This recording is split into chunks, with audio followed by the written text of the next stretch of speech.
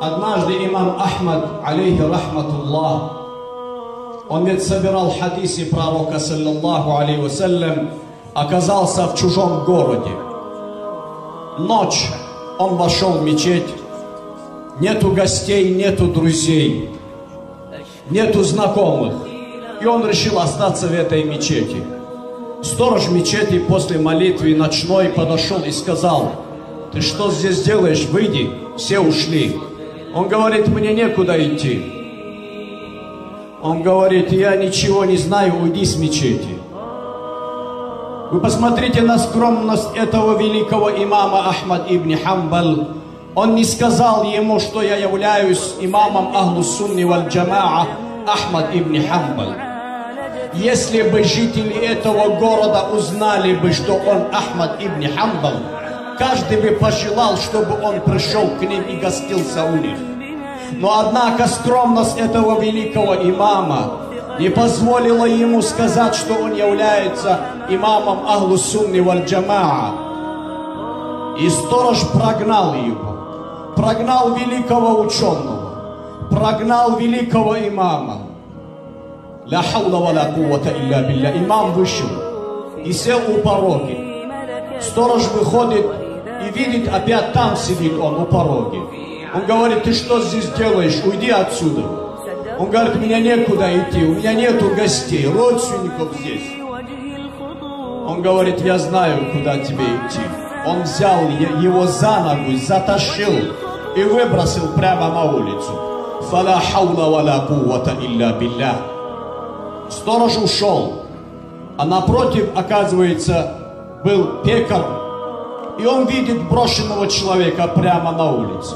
Он подошел, проявил человечность, проявил на самом деле милость и милосердие, приглашает Ахмада ибн Хамбал и говорит: «Посиди у меня, я вижу, что ты гость, утром помолишься, покушаешь и уйдешь».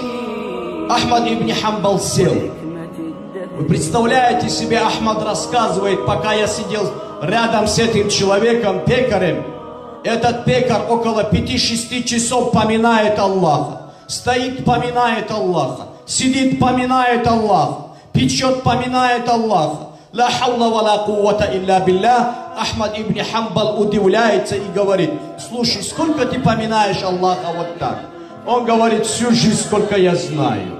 Он говорит: «Ты не устал или не устаешь?» Он говорит: «Нет, я уже привык». Ахмад спрашивает: «Хорошо, брат, сколько ты поминаешь Аллаха Джалла ва Аля, и что это тебе дало?» Он говорит: какой бы мольбой я не обратился к Аллаху, Аллах отвечал на все мои мольбы. Ахмад спрашивает: «О, брат, неужели ни одной мольбы не осталось, которому Аллах не ответил тебе?» Он говорит: «Да, говорит, осталась одна мольба». Ахмад ибн Хамбал спрашивает и говорит: «Если не секрет, говорит, раскрой мне эту тайну. И что ты просил?» И еще Аллах этому ответ не давал. Что за мольба была?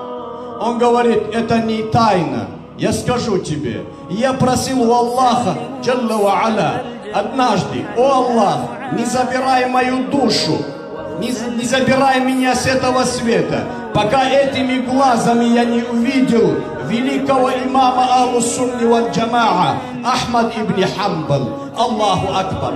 Ахмад, радiyallahu анху, схватился за голову и сказал: «Аллах». Он говорит: «Что случилось?»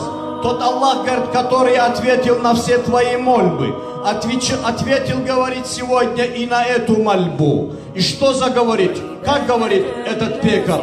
Он говорит: слышишь, тот Аллах, говорит, который ответил на эти мольбы, сегодня, говорит, взял меня за ногу и выбросил, говорит, меня перед твоей пекарней, чтобы ты увидел меня.